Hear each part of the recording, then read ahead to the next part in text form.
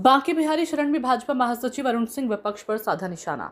वृंदावन में भाजपा के राष्ट्रीय महासचिव अरुण सिंह ने सोमवार को सैब परिवार ठाकुर श्री बांके बिहारी मंदिर पहुंचकर विधि विधान से पूजा अर्चना की। उन्होंने देश की सुख, समृद्धि और शांति की कामना की। दर्शन के बाद मीडिया से बातचीत में सिंह ने विपक्ष पर तीखे राजनीतिक हमले किए। सपा प्रमुख अखिलेश यादव पर तंज कसते हुए उन्होंने कहा कि अखिलेश तिलक लगाने से डरते हैं। उन्हें डर है कि कहीं उनका मुस्लिम वोट बैंक कम ना हो जाए। वहीं पश्चिम बंगाल चुनाव परिणामों का जिक्र करते हुए उन्होंने दावा किया कि टीएमसी की बुरी तरह हार हुई है और भाजपा ने प्रचंड जीत का परचम लहराया। नेता के आगमन को लेकर मंदिर परिसर में सुरक्षा के कड़े इंतजाम रहे। मोदी जी के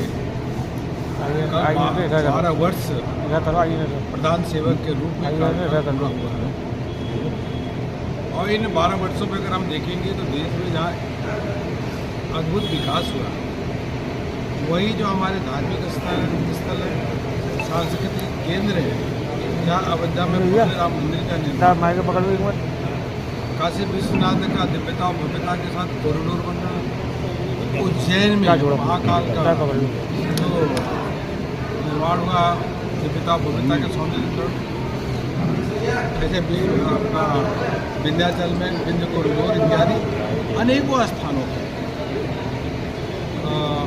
कार्य हुए हैं जो पहले कोई कल्पना नहीं कर सकता था कि यह हमारे सनातन और संस्कृति के जो धर्मस्थली है, यहाँ पे इस प्रकार से काम होंगे। आज वो काम 12 साल में हुए हैं और इसीलिए अगर देखेंगे तो आपको पिछले 10 सालों में देखेंगे तो श्रद्धालुओं की संख्या, चाहे कुंभ का स्नान हो, चाहे हमारे बाकी बिहारी हाल के दर्शन करने की बात हो, यहाँ पे पिछले 10 सालों में संख्या बहुत अधिक बढ़ी है। लोगों को सनातन, लोगों को धर्म, लोगों को संस्कृति पे अधिक रुचि भी उत्पन्न हुई नौजवानों में, क्योंकि वो देखते हैं कि जब देश का प्रधानमंत्री जिस सर पे त्रिपुर लगाकर सर पे थाली लेकर के निकलते हैं, गंगा जी की पूजा करते हैं, तो लोगों को गर्व की अनुभूति होती है। दूसरा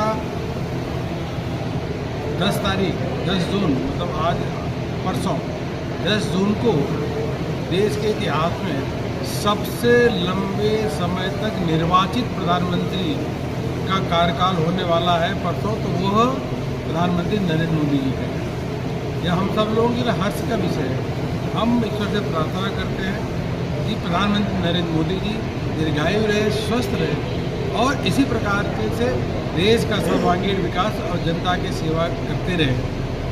यही प्रभु से प्रार्थना है। अखिलेश यादव कह रहे हैं कि राम मंदिर में जो डोनेशन आया उसमें गड़बड़ हुई है। आप अखिलेश यादव जी का कोई फोटो निकाल के दिखाइए, वो कितनी बार बांके बिहारी जी के दर्शन करने आए हैं, कितनी बार राम मंदिर गए हैं, शायद एक बार भी नहीं। कितनी बार काशी विश्वनाथ जी के दर्शन किए हैं और टीका लगा कर निकले हैं। अरे अखिलेश यादव जी तो ऐसे हैं, उनको टीका लगाने में भी और चंदन लगाने में भी ये डर लगता है कि कहीं मुसलमानों के वोट कम तो नहीं हो जाएंगे। तो यह पार्टियां अपीजमेंट की पॉलिटिक्स करती है, तुष्टिकरण की राजनीति करती है। इसलिए यह जो पवित्र कार्य होता है, किसी भी मंदिर को, किसी को, ट्रस्ट को जो चंदा दिया जाता है, उसे पे कभी भी प्रश्न नहीं खड़ा करना चाहिए।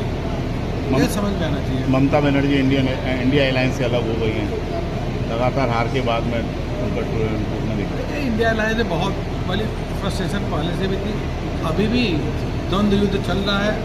अब उनकी सबसे बड़ी पार्टी जो है टीएमसी बुरी तरीके से हार गई है, तो यह होना ही है, सर्फ टॉवल होना ही है। इंडिया अलायंस पहले भी मजबूत नहीं था, अब तो समाप्ति हो गया। हाँ, देश में एक और आवाज़ उठ रही है पेपरों को लेकर, जो पेपर लीक होते हैं, चाहे नीट का हो या सीबीएसई का, और अब कांग्रेस जनता पार्टी जैसे लोग धर्मेंद्र प्रधान जी का इस्तीफा मांगा। कांग्रेस जनता पार्टी है, तो सोशल मीडिया से कुछ ऐसे लोग बन जाते हैं, एक संगठन बना लेते हैं, इनको कोई दम नहीं। देखिए, हमारी सरकार का स्पष्ट मानना है कि पहली चीज़ तो कोई गड़बड़ी नहीं होगी, अगर गड़बड़ी हुई तो त्वरित कार्रवाई करेंगे, किसी को बचाएंगे नहीं। बचाने का काम कांग्रेस के समय हुआ। आप बताइए, राजस्थान में मैं प्रभारी था, वहाँ के चुनाव प्रभारी, संगठन का प्रभारी, 18 पेपर लीक हुए, 18 पेपर लीक, बस में बैठा करके कॉपी कराते थे कांग्रेस की सरकार। और यहाँ तक कि पेपर 10-10 लाख रुपए में भरतपुर में बिकते थे, लेकिन फिर भी कार्रवाई नहीं होती। यह कांग्रेस की सरकार है। भारतीय जनता पार्टी में अंतर इतना है कि पहले जो भी अगर ऐसी घटना घटती है त्वरित कार्रवाई, कठोर कार्रवाई, निर्णायक कार्रवाई करते हैं। धन्यवाद।